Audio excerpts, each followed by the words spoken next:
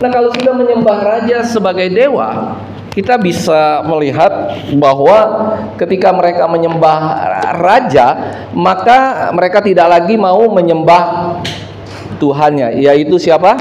Tuhan Yesus Kristus.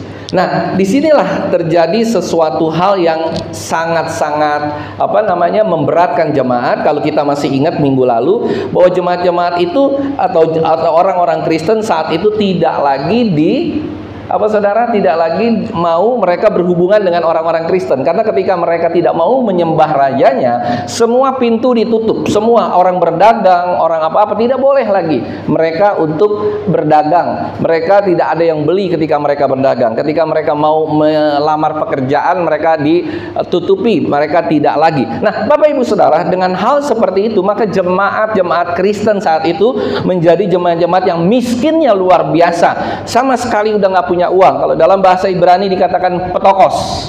Nah, menyambung itu semua, kita udah melihat bahwa jemaat di Pergamus, jemaat di Smyrna itu dipuji Tuhan dengan luar biasa, menderita setia sampai mati bagi Tuhan. Ada haleluya, setia sampai mati bagi Tuhan. Nah, oleh karena itu pada Wahyu pasal yang kedua ayat 12 ini kembali Tuhan mengingatkan kepada jemaat di Pergamus. Ini adalah semuanya ada di Asia, sementara bangsa Romawi itu merambah ke Asia, mendirikan jemaat. Ada jemaat tadi di Efesus, jemaat di Smyrna, terus akhirnya jemaat di Pergamus. Nah, ayat 12 Bapak Ibu Saudara, dan tuliskanlah kepada malaikat di Pergamus, inilah firman Dia yang memakai pedang yang tajam dan bermata dua. Kita sudah tahu bahwa malaikat itu artinya adalah angelo. Angelo itu dalam bahasa Ibraninya, dalam bahasa Yunaninya adalah apa? Malah. Malah itu adalah arti katanya pemimpin. Jadi ini sebenarnya tulisan ini ditujukan untuk para gembala atau para pemimpin gereja. Saat itu pemimpin gereja di Smyrna, pemimpin gereja di Efesus, dan ketiga ini adalah pemimpin gereja di Pergamus. Para pemimpin loh. Kenapa kok kami Pak dikotbahkan tentang para pemimpin gereja ini? Supaya kita juga mengerti tentang keberadaan pemimpin gereja. Kita mengerti bahwa kita sendiri adalah pemimpin juga di dalam rumah tangga kita masing-masing. Nah, Bapak Ibu Saudara yang terkasih, dikatakan inilah firman Dia yang memakai pedang yang tajam dan bermata dua. Jadi firman itu selalu dua arah, nggak ada firman itu satu arah. Pasti dua arah kepada kita semua dan juga saya sebagai pemberita firman. Nah, demikian firman Tuhan yang dikatakan pada ayat yang ke-12. Nah, mulai kita masuk pada kontennya ayat yang ke-13. Aku tahu di mana engkau diam, yaitu di mana? Di sana, di tempat tahta iblis, dan engkau berpegang kepada namaku, dan engkau tidak menyangkal imanmu kepadaku, juga tidak pada zaman Antipas, saksiku yang setia kepadaku, yang dibunuh di hadapan kamu, di mana iblis diam. Nah, saya mau cerita sedikit mengenai latar belakang kota Pergamus. Kota Pergamus adalah kota yang juga sama-sama indah seperti di Smyrna, kota paling indah, dan sampai hari ini masih ada. Kalau Bapak Ibu Saudara mau ke kota itu, namanya Izmir, di mana di Turki. Nah, kota Pergamus ini kota yang dinamakan adalah kota yang berbudaya atau kota orang-orang terpelajar. Kalau di Indonesia kota terpelajar di mana? Di Jogja. Nanti saya jelasin kenapa Jogja disebut kota terpelajar atau kota pelajar. Nah, Bapak Ibu Saudara, ternyata rupa-rupanya di Pergamus itu ada satu perpustakaan yang paling besar di dunia. Paling besar di dunia. Dia punya buku-buku itu kurang lebih ada 1 juta judul. Ya kan? Nah, kenapa ini Pergamus bisa punya perpustakaan yang besar? Ceritanya begini Bapak Ibu Saudara. Waktu di Israel itu ada satu kota yang dinamakan kota Alexandria, didirikan oleh Alexandria. Nah, di Alexandria ini punya perpustakaan paling besar di dunia saat itu sebelum ada Pergamus. Nah, jadi ceritanya begini. Yang zaman dulu kalau kita lihat kertas ini, makanya saya hari ini bawa kertas. Kertas ini dulu tuh nggak ada. Dulu kita menulis pakai apa?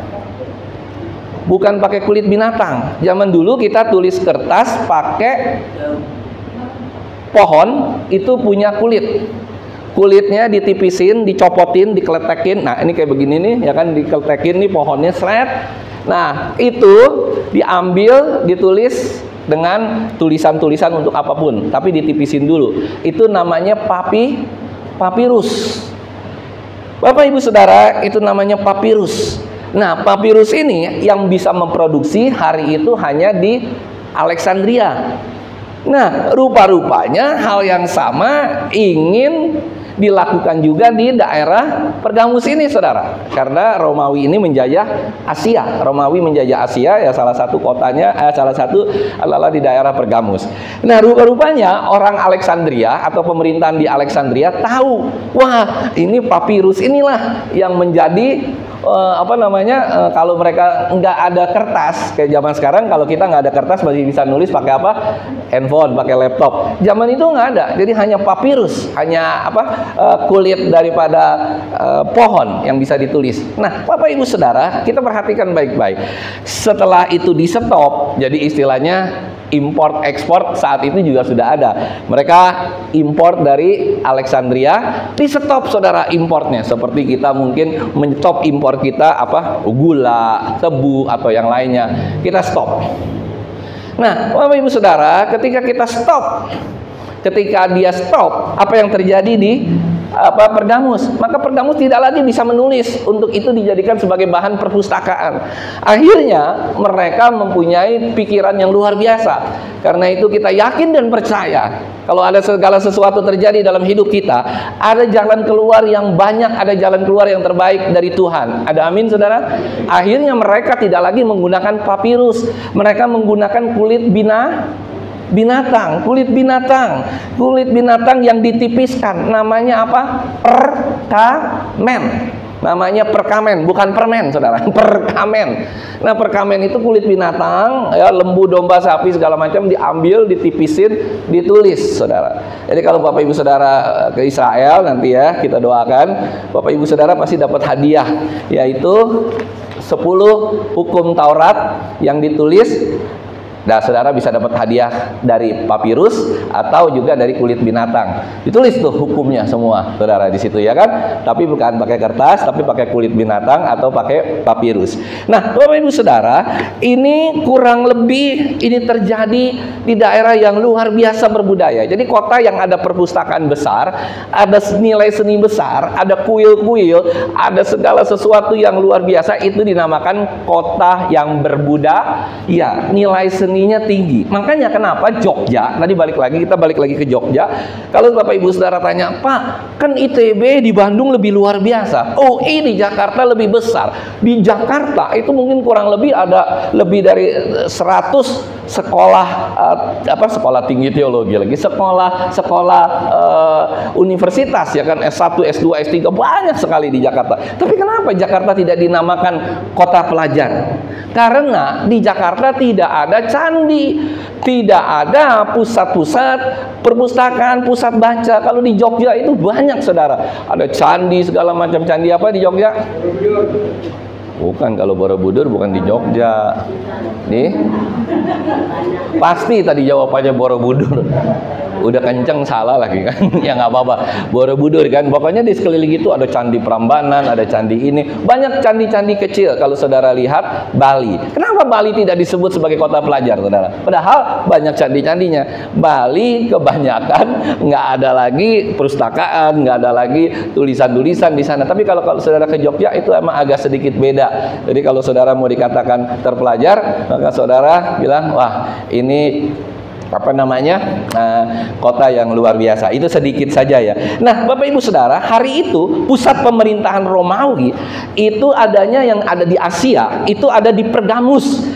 Nah, di Pergamus ini ada dewa-dewi sama seperti di Smyrna yang dibangun di pegunungan. Ada kuil tata iblis. Makanya di ayat 13 dikatakan, aku tahu di mana engkau diam. Maksudnya jemaat di Pergamus itu, Tuhan tahu jemaat Pergamus diam di mana. Yaitu di sana, di tempat mana, saudara? Tahta iblis. Nah, ada dewa yang luar biasa namanya Aksepilus, saudara, yang saat itu benar-benar disembah. Dewa itu menggantikan Tuhan kita juru selamat. Dia dinamakan Dewa Juru Selamat. Kalau saudara menyembah Dia, saudara bisa selamat. Saudara menyembah Dia, saudara bisa ada mujizat. Saudara menyembah Dia, saudara bisa mengalami hal yang luar biasa. Dan lambangnya, saudara, apa saudara? Lambangnya itu seperti lambang apotik. Ada lambang tiang yang dikelilingin sama ular. Itu adalah lambang kedokteran. Kalau saudara baca lagi, ya kan, itu ketika bangsa Israel sedang diserang dan mereka menaburkan di sekelilingnya ada ular. Siapa yang percaya memegang tiang, yaitu Kristus, ya kan, yang saat itu, maka dia akan selamat. Itulah yang menjadi tanda. Oleh karena itu, tanda itu disebut sebagai tanda juru selamat, saudara, daripada ular yang melilit di batang. Nah, saudara yang terkasih, kita melihat dulu ya, ada hal-hal yang seperti itu. Dan jemaat hari itu, jemaat Kristen itu hanya sedikit, hanya sebeberapa. Coba kalau saudara bayangkan, diam di tahta iblis. Kita diam di satu daerah, yang daerah itu semuanya bukan beragama Kristen, hanya beragama, mungkin ada gereja setan, yang satu lagi mungkin ada beragama yang lain, agama tetangga kita, dan kita hanya satu-satunya orang di situ yang beragama Kristen, yang menganut Kristen. Nah, saudara bisa bayangkan, Tuhan memuji, benar-benar memuji jemaat di Pergamus. Dia katakan apa? Aku tahu di mana engkau diam, yaitu di sana, di tempat tahta iblis. Kita baca lagi, dan engkau berpegang kepada namaku. Ada amin, saudara? Jemaat-jemaat di sana, sekalipun di sekelilingnya ada orang-orang yang tidak mengenal Tuhan, mereka tinggal. Kalau kita tinggal lah di Jakarta, satu Jakarta ini nggak ada orang Kristen, hanya kita doang orang Kristen. Kira-kira Bapak Ibu Saudara gimana? Masih tetap mau tinggal di Jakarta? Saya rasa tidak ya. Mungkin kita pergi ke daerah Manado. Kita pergi ke Manado yang rata-rata banyak orang Kristennya. Kalau di Jakarta kita tidak punya orang Kristen kan, misalnya. Nah, saudara, apakah saudara sanggup semuanya saudara dihimpit, nggak boleh ibadah, nggak boleh melakukan apa-apa, saudara tidak bisa makan babi, tidak bisa makan RW, ada haleluya? Nggak ada kita bisa makan apa-apa, semua dilarang. Ya kan, semua dilarang. Saudara hidup begitu, kira-kira betah nggak? Mau bekerja juga, agama kau apa? Kristen. Wah, nggak jadi. Kamu mau berbisnis, buka toko, apa nih agamanya? Kristen. Nggak ada yang beli, saudara. Itulah jemaat di Pergamus. Makanya Tuhan puji. Tuhan puji apa? Dia bilang apa? Aku tahu di mana engkau tinggal, di mana engkau diam, yaitu di sana, di tempat tahta iblis. Dan Tuhan memuji, ini yang Tuhan yang ngomong ya. Dan engkau berpegang kepada namaku, dan engkau tidak menyangkal imanmu kepadaku. Dahsyat, heran, dan ajaib, saudara. Ada haleluya. Dia tinggal, dia diam di tempat tahta iblis. Jadi hari itu ada rohnya iblis yang luar biasa, ada aura yang luar biasa, yang semuanya iblis dengan agama yang lain. Sementara kita tinggal di sana, sementara kita tidak mendapat dukungan apa-apa, sementara kita dikucilkan, sementara kita tidak lagi punya kebebasan apapun. Ini haram, itu haram. Orang pakai celana panjang, celana pendek haram. Orang main bola haram. Orang melakukan apapun haram. Saudara, kira-kira saudara betah tinggal di daerah yang seperti itu? Betah nggak kira-kira? Wah, meyung katanya. Mau makan capcay kagak bisa. Ya, mau makan poyong hai nggak bisa. Mau makan cukyok, tahu cukyok, kaki babi kagak bisa, saudara. Mau makan apapun nggak bisa, saudara. Ya kan? Kalau di Jakarta kita bebas nggak makan apa-apa. Datang aja ke kota mau makan apa-apa. Datang aja ke daerah Cililitan. Ada dari ujung sampai ujung ada lapo, saudara. Dari ujung sampai ujung ada lapo, di Cempaka Putih juga ada. Nah, saudara, makan susah, bergaul susah, mau menikah susah, ya kan? Orang mau menikah misalnya di gereja, wah, nggak boleh ada rame-rame seperti ini, ditutup. Saudara bisa bayangkan bagaimana iman dan percaya mereka bisa tetap ada. Dahsyat, makanya Tuhan memuji langsung kepada jemaat di Pergamus. Dia puji, engkau hebat, sekalipun semuanya itu adalah iblis, engkau diam di tahta iblis. tetapi engkau tetap bisa berpegang namaku. Dahsyat saudara, luar biasa. Nah, disinilah Tuhan memuji mereka karena ada menetap iblis di sana dan wilayah lingkungan yang begitu buruknya. Nah, saudara yang terkasih, kita bisa melihat dari sana ada sesuatu hal yang luar biasa juga terjadi. Terus kita lanjutkan. Juga tidak pada zaman apa saudara? Antipas. Dinamakan Antipas ini apa? Coba saudara yang bacain. Ayo kita baca lagi dari awal, dari juga tidak pada zaman Antipas. 1, 2, 3. Juga tidak pada zaman Antipas, saksiku yang berdiri padamu, yang dibunuh di hadapan kamu, di mana Yerusalem. Jadi begini Bapak Ibu Saudara, ini sementara nih, sudah hidup kita susah, sudah hidup kita nggak bisa ngapa-ngapain, ya, makan susah, ini susah, beribadah susah, pacaran susah, saudara, anak-anak muda. Terus di hadapan mereka ada seorang, Bapak Ibu Saudara tahu ini Antipas ini apa? Tidak banyak orang yang tidak banyak bahan-bahan mengenai Antipas. Saya juga mencari-cari, sedikit sekali bahan-bahan. Apa sih ini Antipas? Ternyata setelah saya cari, itu ternyata Antipas ini saudara adalah seorang bishop. Bishop itu apa? Kalau zaman dulu ya kayak gembala lah. Bishop, gembala kalau di Katolik apa namanya? Bukan romo, apa namanya? Pastor atau jabatannya apalah gitu ya. Ada tuh jabatannya saya lupa. Pokoknya bishop, romo, pastor atau apapun lah. Dan dia satu-satunya di sana. Satu di Pergamus. Terus Antipas ini bishop yang paling tinggi di sana dibunuh saudara, seperti saya nih Kurniawan. Terus Bapak Ibu Saudara menyaksikan dalam satu lingkaran dia dibunuh di tengah-tengah orang percaya. Karena apa? Karena dia bilang kamu terlalu hebat, terlalu suci, terlalu luar biasa. Aku nggak mau kamu ada di sini. Akhirnya dibunuh, cepret, sehingga sampai mati. Dibunuh di depan mereka. Saudara, kita nggak bicara soal pembunuhannya. Kita nggak bicara soal yang lain-lain. Kalau kita melihat Polikarpus itu juga sama, bishop yang ada di Smyrna. Ya, kemarin saya juga jelaskan Polikarpus itu adalah gembala yang ada di Smyrna, saudara. Salah satu gembala yang ada di Smyrna. Nah, Polikarpus itu begitu terkenal, saudara. Google nyari mengenai Polikarpus ketemu, tapi saudara Google mengenai Antipas itu nggak ketemu, susah ketemu, ada sedikit sekali ketemu. Tapi luar biasa Tuhan. Tuhan tahu apa yang Antipas kerjakan. Yang percaya katakan amin. Tuhan tahu ketika dalam penderitaannya Antipas, dia tetap berpegang kepada Tuhan. Dia tidak menyangkal Tuhan. Dia tetap bilang Yesus Kristus adalah Tuhan dan Juru Selamat. Dia tidak menyangkal. Dan luar biasa, namanya tercatat di Alkitab walaupun hanya satu kali, dan luar biasa lagi orang lain tidak mengenal. Kita aja mungkin baru hari ini mengenal tentang Antipas, ya Pak ya? Ya kan? Nah, nggak dikenal sama orang, nggak dikenal sama yang lain, tidak dikenal sama pemimpin agama, tidak dikenal sama pemimpin sekelilingnya. Tapi luar biasa, Antipas dikenal sama Tuhan, diingat sama Tuhan. Yang percaya katakan amin. Nggak perlu kita dikenal seluruh negara. Nggak perlu saudara jadi pengkhotbah atau jadi jemaat yang dikenal di mana-mana. Hebat ya khotbahnya, hebat ya ininya, hebat ya.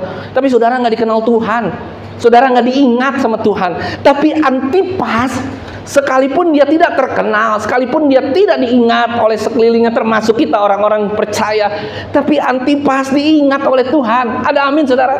Saya nggak peduli Bapak Ibu Saudara nggak ingat saya nggak peduli Bapak Ibu Saudara nggak ingat pengkhotbah siapapun, tapi mereka diingat sama Tuhan. Nggak peduli Bapak Ibu Saudara diingat nggak sama saudara sepupu saudara sama siapapun, tapi kalau saudara diingat sama Tuhan, itu yang paling indah dalam kehidupan kita. Katakan kiri kananmu, diingat Tuhan. Hal yang paling indah diingat Tuhan. Ya, hal yang paling indah. Ada haleluya.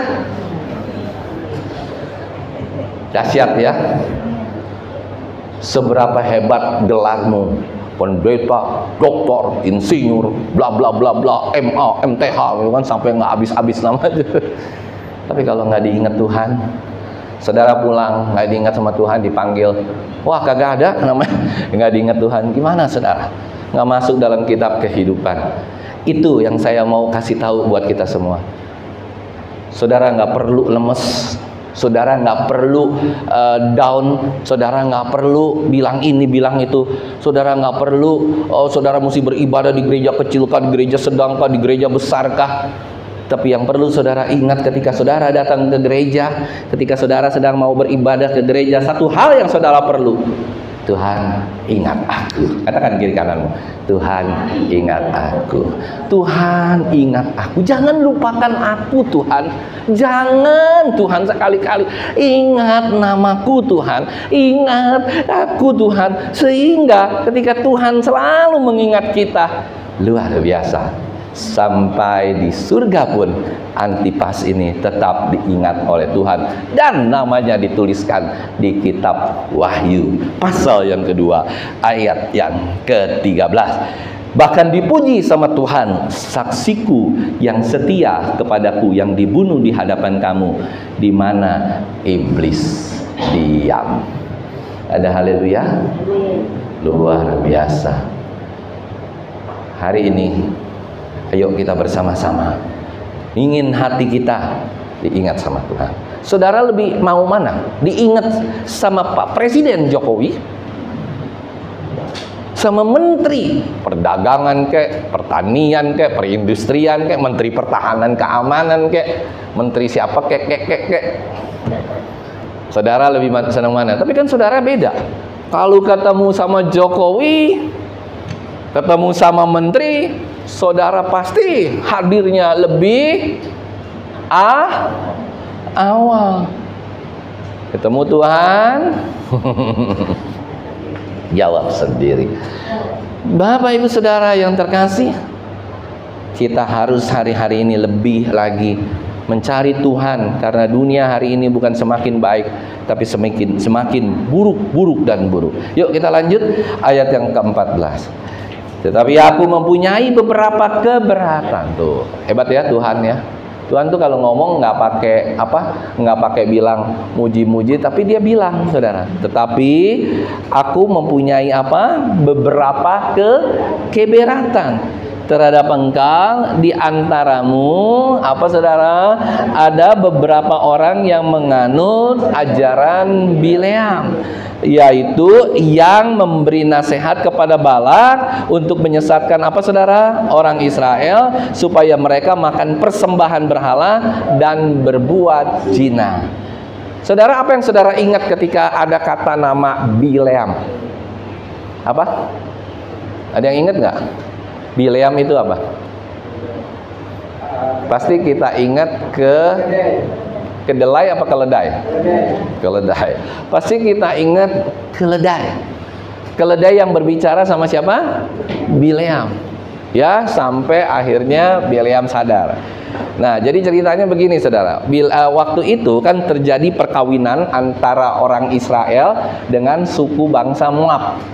Wanita-wanita Moab cantik-cantik, bukan menguap, saudara, tapi Moab. Cantik-cantik, saudara, ya.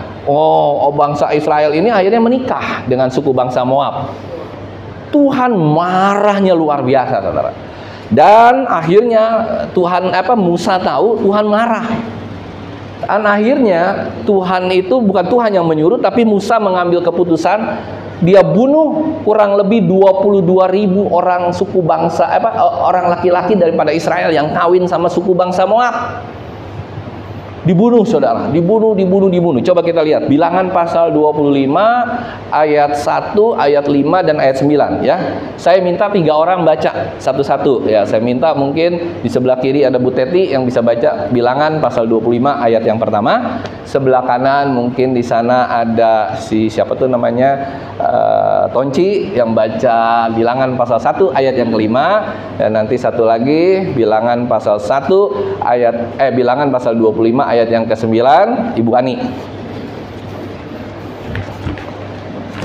Bilangan perjanjian lama ya, Bilangan 25 ya. Nah, pasal yang pertama apa? Ayo kita baca. Ayat yang pertama siapa tadi? Bu Teti. Ya, bangkit berdiri.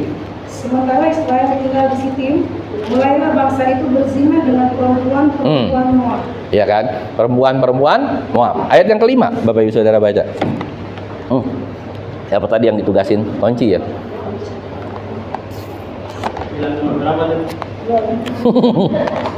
Kunci.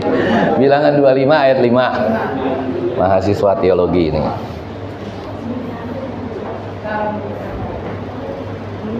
Alkitabnya benar ya, Kunci ya? Bilangan 25 ayat 5. Lalu berkatalah Musa kepada hakim-hakim Israel, baiklah masing-masing kamu membunuh orang-orangnya yang telah berpasangan dengan Baal Peor. Baal Peor, bukan Peor, Peor. Ya, oke. Duduk. Ayat 9. Siapa lagi nih? Bu Ani, ayat 9. Bilangan 25 ayat 9. Biar tidangan. Karena tulah itu ada 24.000 orang banyak. Amin, bukan 22. 24.000 dibunuh oleh Musa, disuruh dibunuh oleh Musa. Saudara, Bileam diutus sama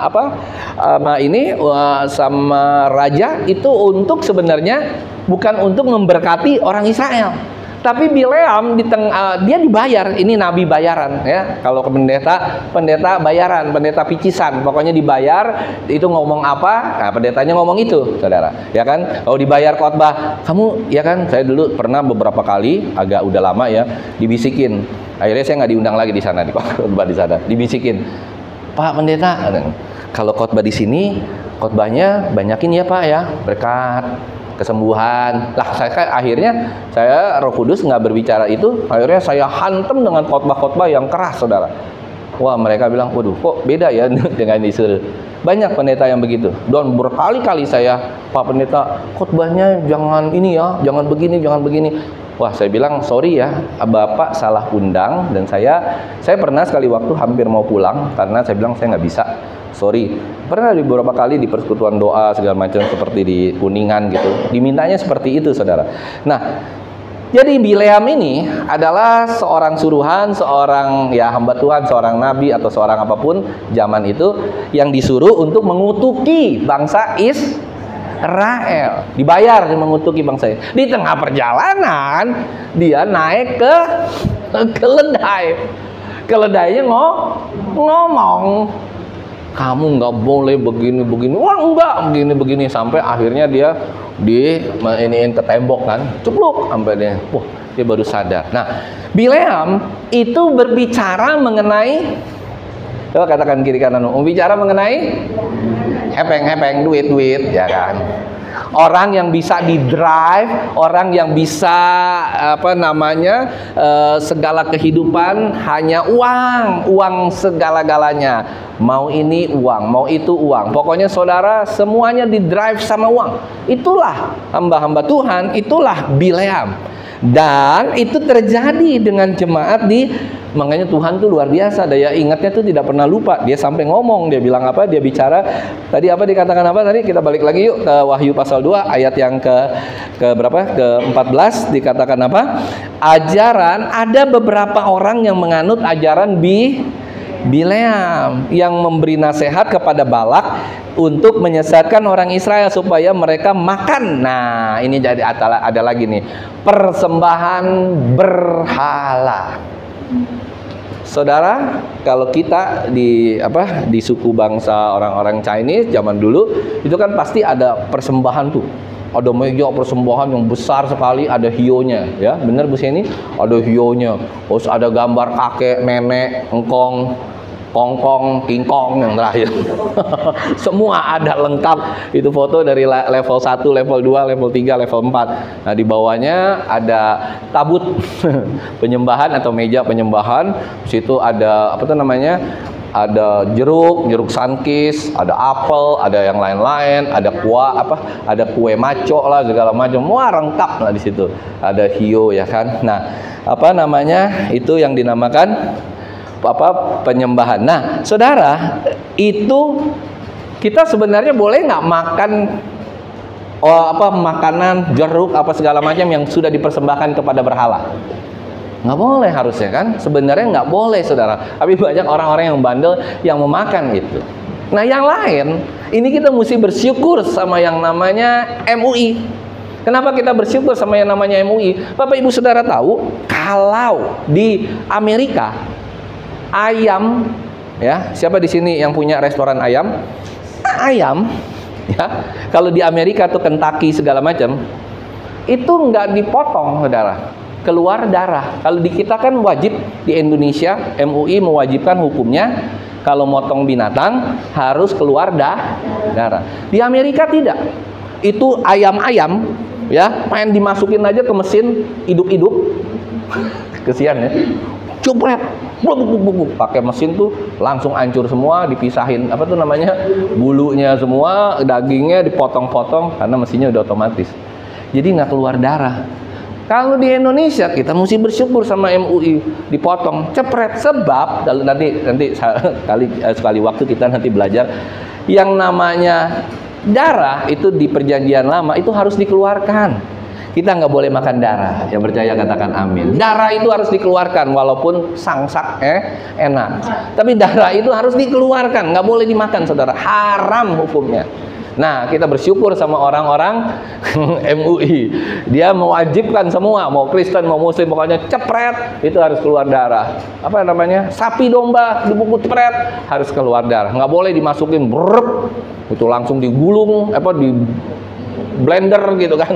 Akhirnya jadi nggak keluar darahnya bercampur, saudara. Nah, disitulah Tuhan memberitahukan supaya mereka makan persembahan berhala. Nah, persembahan darah dimakan, yang tadi itu persembahan orang yang udah menyembah berhala dimakan segala macam, dan yang terakhir berbuat zina. Zina apa, saudara? Yaitu tadi orang-orang Israel mengawinkan suku bangsa Moab. Jadi kalau Bapak Ibu Saudara di sini, terutama terbanyakan yang wanita ya, kalau yang pria biasanya kalau nyari pacar dia bisa enggak lah, bukan orang Kristen. Tapi kalau wanita ini rata-rata yang penting apa Deborah? Yang penting ganteng, yang penting duitnya banyak. Kan wanita kan paling sebel ya kalau pria itu nggak punya 3 hal: otak kosong, hati kosong, yang terakhir dompet kosong. Wanita pasti pilihnya yang wah ganteng, punya uang segala macam. Giliran agama itu nomor sekian. Itu bisa di-adjust. Saya bisa doakan Pak setiap malam, dalam nama Yesus engkau berubah dari agama yang lain menjadi agama Kristen. Ya Pak ya. Ini khususnya wanita yang kita sering alami. Tapi kalau pria kebanyakan enggak, hampir tidak gitu. Tapi ada juga beberapa. Nah, Bapak Ibu Saudara yang terkasih, inilah yang dinamakan zina rohani yang Tuhan tegur kepada jemaat di Pergamus, saudara. Luar biasa. Dan ayat 15, demikian juga ada padamu orang-orang yang berpegang kepada ajaran pengikut Nikolaus. Nah, Nikolaus ini juga sama, saudara. Ajaran-ajaran sesat, ajaran-ajaran yang tidak benar, ajaran-ajaran yang menyimpang, sehingga mereka ini senang sekali dengan pengajaran-pengajaran seperti itu, pengajaran yang hanya menyenangkan kuping, menyenangkan telinga, menyenangkan hatinya. Wah, sebentar-sebentar ketawa, sebentar-sebentar ngakak. Nah, itulah saudara, Tuhan menegur kepada jemaat-jemaat di sana sampai juga jemaat di Nikolaus. Nah, saudara, ayat yang ke-15, ayat yang ke-16. Sebab itu, apa saudara dikatakan? Bertobatlah.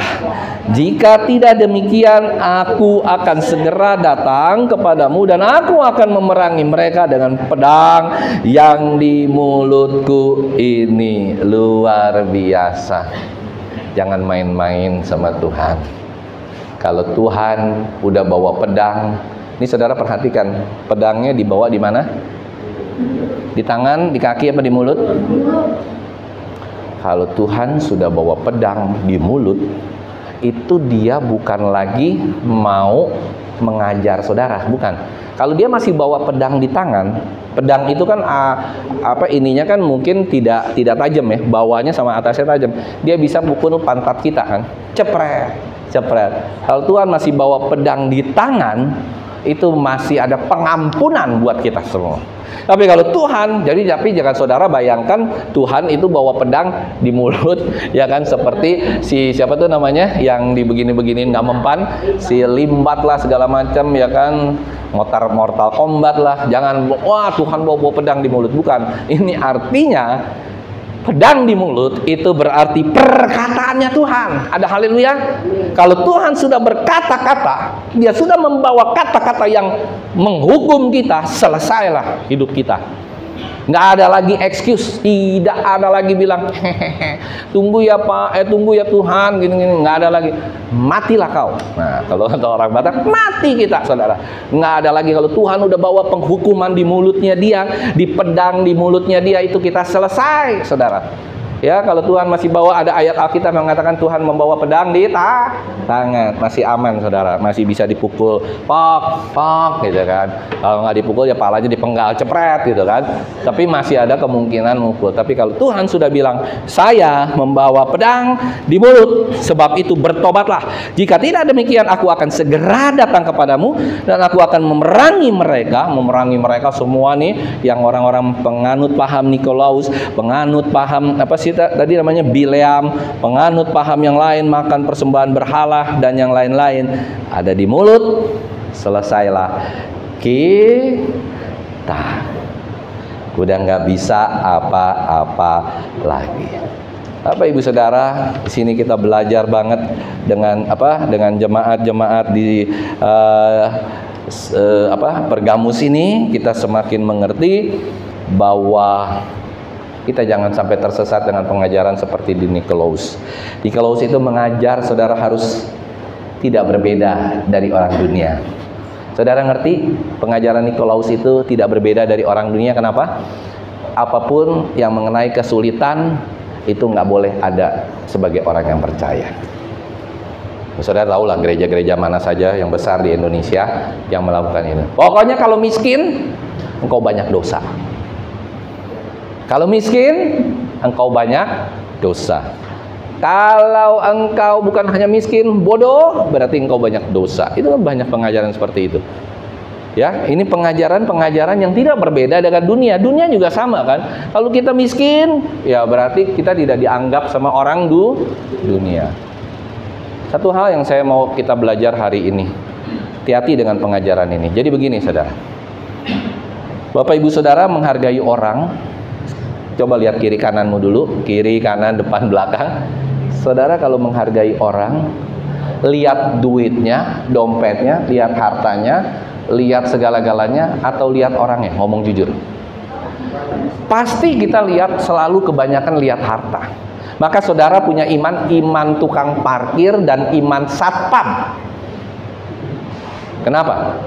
Coba saya sama teman saya kalau suka naik mobil Mercy S3 350 atau yang 400 ya, atau kan dulu naik mobil-mobil yang mahal, parkir di depan mall, di lobi gitu kan. Itu satpam sama apa tuh namanya, tukang parkir atau satpam gitu, tuh lari-lari. Selamat pagi Pak, gitu kan. Oke. Coba saya pernah naik Kijang, dulu kita punya Kijang butut, parkir di depan. Boro-boro dibukain saudara, satpamnya begini aja dari jauh. Lihat kiri kan, seakan-akan ini nggak ngelihat itu mobil saudara, ya kan?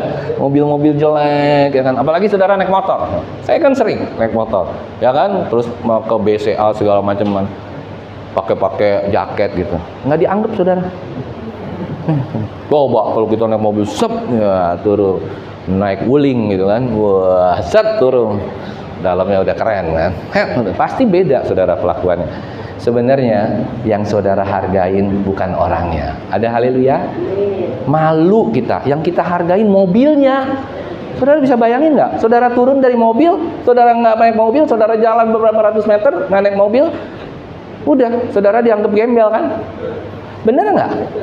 Jadi yang kita hargain itu mobilnya, bukan orangnya, saudara. Yang kita kasihi, yang kita sayangi itu mobilnya, yang kita kasihi itu rumahnya. Wah hebat dia segala macam. Padahal bukan itu, saudara.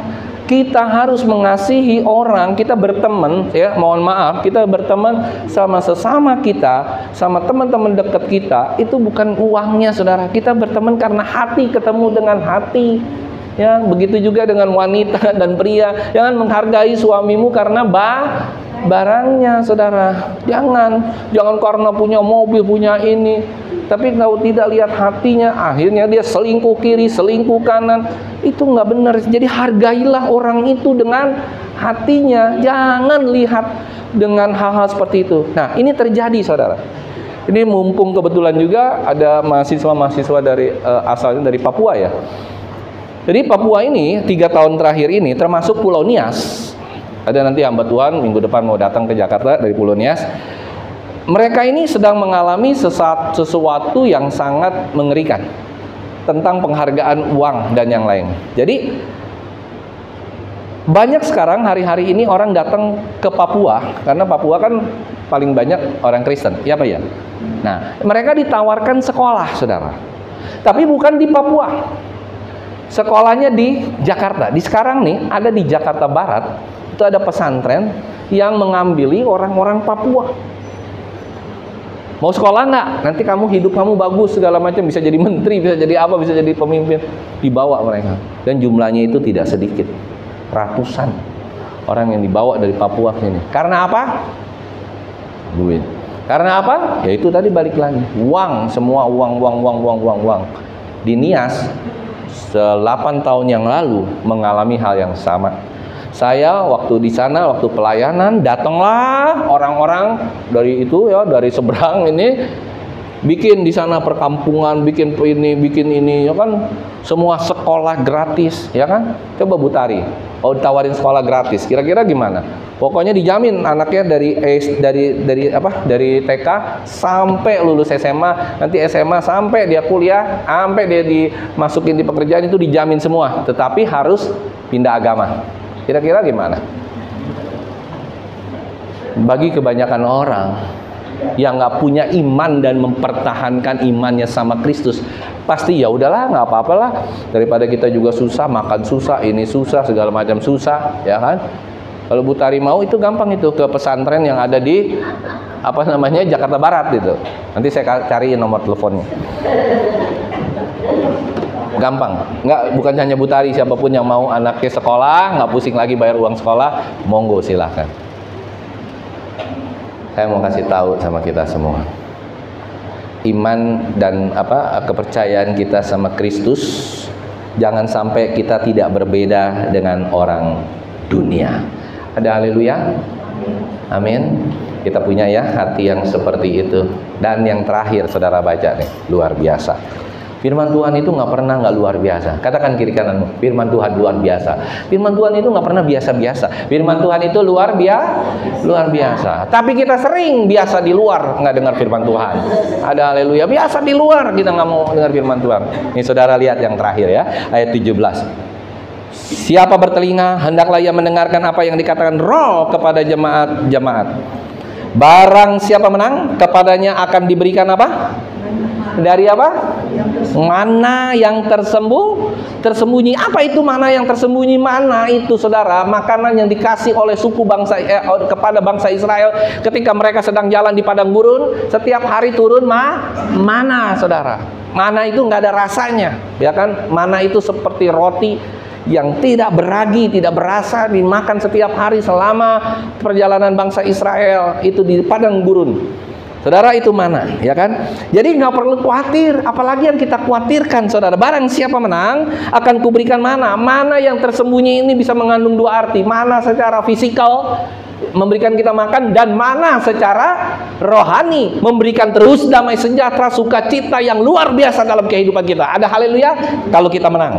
Kalau kita menang, saudara. Dan aku akan mengaruniakan kepadamu ada apa? Batu putih yang di atasnya tertulis nama baru yang tidak diketahui oleh siapapun selain oleh yang menerimanya. Apa itu batu putih? Kayaknya kalau baca firman Tuhan harus korek. Batu putih itu apa, saudara? Batu putih, saya jelaskan sedikit ya. Batu putih itu kalau zaman bangsa Israel itu adalah batu putih itu diberikan kepada budak. kepada orang-orang yang dihukum dan dibebaskan, dikasih batu putih.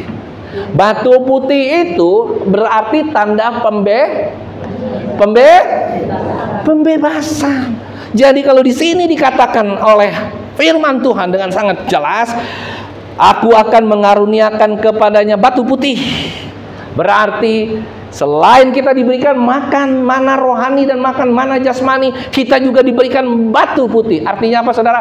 Kita sudah dibebaskan dari segala macam dosa-dosa kita. Kita dibebaskan ketika kita sudah menang dan pulang ke rumah Bapa di surga. Ada haleluya?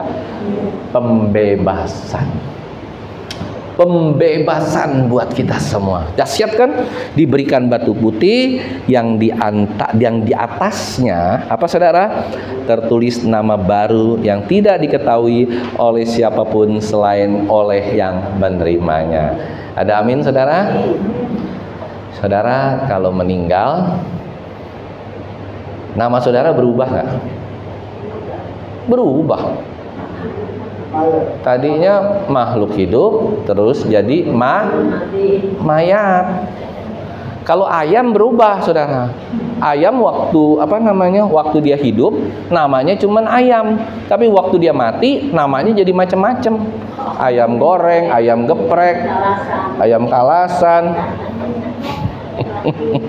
Kalau manusia mati, namanya semua mayat. Tapi saya mau hari ini kita ubah. Jangan nama kita mayat. Karena mayat itu artinya saudara, orang yang mati dan tidak bangun lagi. Tuh. Jadi kalau saya mati besok-besok, jangan dinamain mayat. Dinamain manusia hidup. Ada haleluya? Makanya kan dibilang di sini, namanya akan dirubah.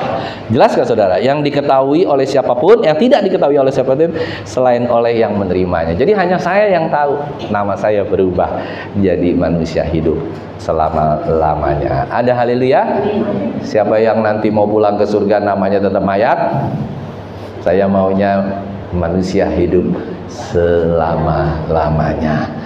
Ketemu Tuhan di surga karena kita sudah dibebaskan dan kita nggak perlu khawatir lagi. Barang siapa kita menang dengan segala sesuatu, kita tidak perlu khawatir lagi. Makanan, minuman, baik makanan rohani, makanan jasmani, Tuhan sudah menyediakan. Allahku kan memenuhi apa saudara? Keperluanku menurut kekayaan dan kemuliaan.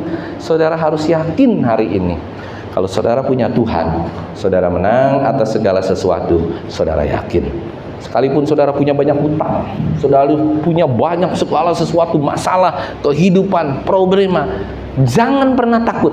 Di depan saudara sudah ada Tuhan yang selalu menyediakan mana rohani, mana jasmani, sehingga hidup kita dijamin dan terus dilingkupi oleh Tuhan. Jadi seperti begini, kalau saya sering kali membayangkan diri saya ketika mungkin dalam keadaan menderita segala macam, saya sering kali bayangkan begini. Saudara pernah naik balon apa tuh namanya, balon udara, saudara masuk ke dalamnya tuh saudara terguling-guling, pernah nggak? Saya tuh pernah. Tahu kan balon gede, kita naik di dalamnya kok terguling-guling. Tahu saya lupa di mana itu, pernah main sekali. Seperti itu saudara. Kita dikelilingi dimanapun kita berada, ya. Kita semua, bukan hanya saya, kita semua ada naungan Tuhan, ada segala sesuatu Tuhan yang terus beracara. Jadi saudara nggak mungkin tidak makan, nggak mungkin saudara hari-hari ini terus susah, karena saudara anak-anak Tuhan yang sudah berubah dari mayat hidup menjadi manusia yang hidup sampai selama-lamanya. Dan saudara sudah diberikan batu putih, sudah dituliskan nama saudara. Itulah nama kita yang akan menjadi jaminan buat kita. Generasi muda, generasi penerus kek, generasi yang sudah tua kek, generasi kolot kek, generasi siapapun, kita akan terus maju berjalan bersama dengan Tuhan. Yang percaya katakan amin. Mari kita meniru jemaat di Pergamus, kota yang luar biasa, biar kita boleh menjadi belajar yang luar biasa. Minggu depan kita akan belajar tentang jemaat di Tiatira. kita jadi mengerti tentang jemaat di Smyrna, Efesus, Smyrna, Pergamus, Tiatira, terus juga jemaat di Sardis, Laodikia, Philadelphia. Ada haleluya. Kita terus. Jadi Bapak Ibu Saudara, tiap minggu datang ya ke gereja, saksikan serial ini supaya saudara mendapatkan satu penuh 7 gereja di kota di Efesus ini atau di kitab Wahyu ini, sehingga kita bisa mengerti di Asia ini. Sudah kita mengerti, oh begini. Nanti di session yang terakhir saya akan memberikan satu gambaran peta yang penuh mengenai letak-letak. Nanti dari situ saudara akan tercengang-cengang, benar-benar tercengang-cengang. Hebat, luar biasa pekerjaan Tuhan. 1, 2, 3, 4. Itu seperti, saudara tahu jam tangan? Jam biasa itu, tahu kan? Tek, tek, tek, tek, tek, tek, tek, tek, tek. Itulah kota-kota yang Tuhan buat di kitab Wahyu ini di Asia. Ya, ada dari jemaat mulai dari Efesus, Smyrna, Pergamus, Sardis, Philadelphia, Laodikia, dan seterusnya. Luar biasa. Nanti saya kasih lihat, dan saudara akan melihat ada satu yang saudara nggak akan pernah lupakan dalam seumur hidup saudara. Saksikan terus serial khotbah ini supaya saudara mendapatkan gambaran yang penuh. Tuhan memberkati.